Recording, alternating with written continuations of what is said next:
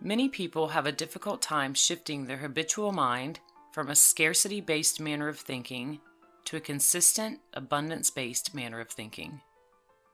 When a person is rooted in scarcity, both in mind and physical reality, they often unknowingly act in ways that keep them stuck in circumstances that align with lack. In addition, they may resort to doing things that make them feel undignified and subject themselves to experiences they aren't proud of. As you may know, our mindset determines whether we travel on the road of lack or on the road of abundance.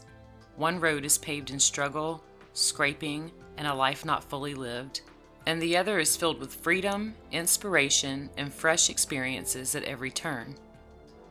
The most important thing to note is that in any moment we can choose to change which of these roads we travel on. An abundance mindset flows from a deep inner sense of personal worth and dignity. It is a consistent mental acceptance that there is plenty of everything for everyone.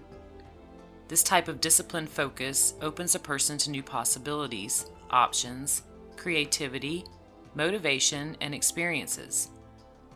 As the famous quote suggests, the secret to having it all is believing you already do.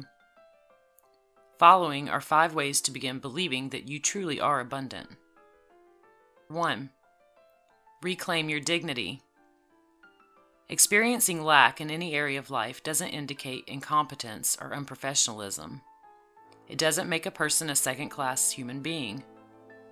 Scarcity does not dictate a lowering of self-esteem. We each have the ability to make a decision to stop tolerating the indignities of scarcity.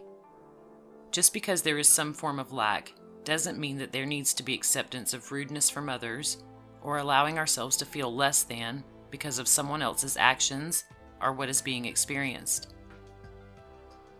Willingness to accept this type of behavior from others is optional, as is how we choose to feel about it. Realize that regardless of any current situation that appears to be rooted in lack, you still deserve to be treated with respect and dignity. This is your right as a human being, but you must be willing to enforce that right in every area of your life. Reclaiming your dignity also means refusing to beat yourself up, even when you've made mistakes. You do not have to feel inferior just because some aspects of your life haven't been working so well. Forgive yourself for any perceived failures and make it a determined goal to stand tall from this point forward. 2. Expand your definition of abundance. When people are stuck in scarcity, they often identify abundance solely with financial or material wealth. Abundance is translated as money in the bank, having no debt, a beautiful home, and quality possessions. This is the socially conditioned version of abundance most of us learn from childhood. The problem with this model is that it creates mixed feelings about having those things. Many feel there's little point in ending up with lots of money and all of the stuff if they're lonely and unhappy. After all, money is simply the middleman to what is truly wanted from life. The process of redefining, expanding, and customizing the definition of abundance puts a person closer to tipping an abundant life in their favor. This process is different for each person, but most of the time it involves replacing an excessively restricted definition of abundance with a more expanded version. Instead of abundance being just about money, the model expands to include good health and energy, positive feelings, fun experiences, happy relationships, new encounters, and spiritual alignment. Take the time to clearly define what it is that you truly want from life. Realize that money is simply an exchange for these things and not what you actually seek. A limited version of abundance stifles motivation and inspiration. It's only when we ask for the total package that we begin to summon the inspired ideas and motivated actions that will make it real. 3. Remove lack from your vocabulary. Very much in alignment with the previous point given, people with an abundant mentality believe there's plenty of everything in the world. Although money is a natural byproduct of this disposition, they also view the entirety of life as an abundant resource. This includes love and relationships, opportunities, good health, supportive people, and freedom. They believe they can afford what they want in life because life is always delivering good to them. Their dominant attitude and words state, "I can afford that," and they do. A person with the mentality of lack prefers to believe that there are limited opportunities, resources, relationships, love, and wealth. They see life as having only so much, and if someone has a big piece of what they view as the only pie, it means less for everyone else. They consistently say, "I cannot afford that," and that is what transpires. Saying this statement whenever an opportunity arises reinforces the belief and forms that exact pattern as reality. This seemingly innocent utterance creates limitations within the mind that in turn produce limited actions. If you choose to have an abundant mindset, begin today to consciously remove such words as can't afford, struggle, scrape, and broke from your vocabulary and replace them with the opposite. It may feel unnatural at first, but your habitual mind will eventually take the cue and deliver fresh opportunities that align with the new beliefs it begins to form. 4. Become proactive instead of reactive. Individuals with an abundance mindset carry a positive attitude and take a proactive approach to life.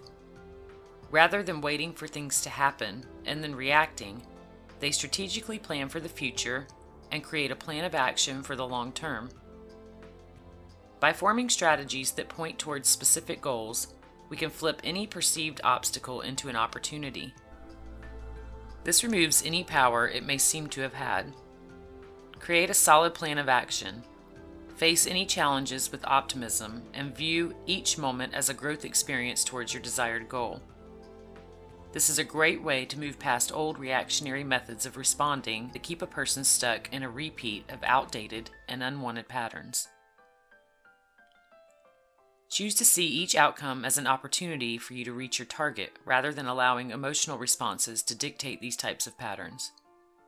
By taking a proactive stance, anything that appears to hinder the movement towards an abundant objective can be looked at as merely a small stepping stone. In addition, when a master plan is in place, it makes it much more difficult for a person to be swayed by anything perceived to be in the way. 5. Break up with lack. We each have the opportunity to begin a new relationship with life. By surrendering to the fact that the old relationship with lack and scarcity isn't working, there can be acknowledgement that it has to change. The relationship with life is a mirror, so you have to change first. And when you change, life will change because it is a reflection of you. Renegotiate your relationship with life by choosing to stop resisting what your experience gives you and working with it in a more cooperative manner. For example, give all of your circumstances the benefit of the doubt. Choose to believe that the universe is always on your side regardless of what is happening, until old patterns clear themselves of your path. Make life your ally by discarding any mentality of being a victim. Be open and flexible to all opportunities, and remove any bitterness that might arise. In other words, find a way to interpret life's attitude towards you and your experience as loving, playful, and always working for you. Think of it as a partner that is consistently committed to helping you get what you want. Decide firmly that the universe wants you to be happy and to enjoy an abundant existence. With this type of friendly and unobstructed attitude, it will give you all that it has. Before people shift into abundance, they often begin to reframe their years of scarcity. They realize that looking at those years with stress, frustration, and resistance isn't such a good idea because they're filling their mind with painful memories and their emotional states with tension and anxiety. With decisiveness, there can be a commitment to stop accumulating emotional baggage that creates even greater harm.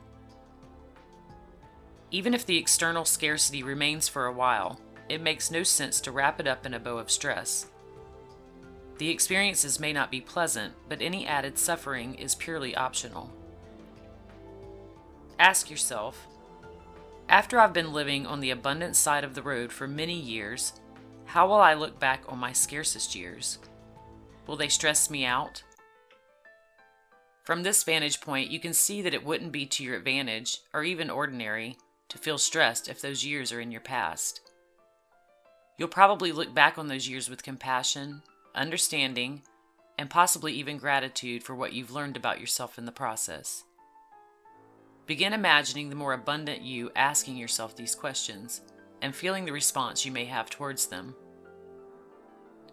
To leave scarcity behind, tune into that great creator spirit lying within you and allow it to come forward. Let it out to play without restrictions. Take the stance that you will stop trying to force your creative spirit to solve any financial problems you're experiencing, and that you will let it soar in the direction it wants to go. When you shine in the face of scarcity, scarcity will no longer have power over you. The path you have traveled thus far is not set in stone. This is the beauty of life. You can choose the road of abundance. Deciding to change paths is the first step.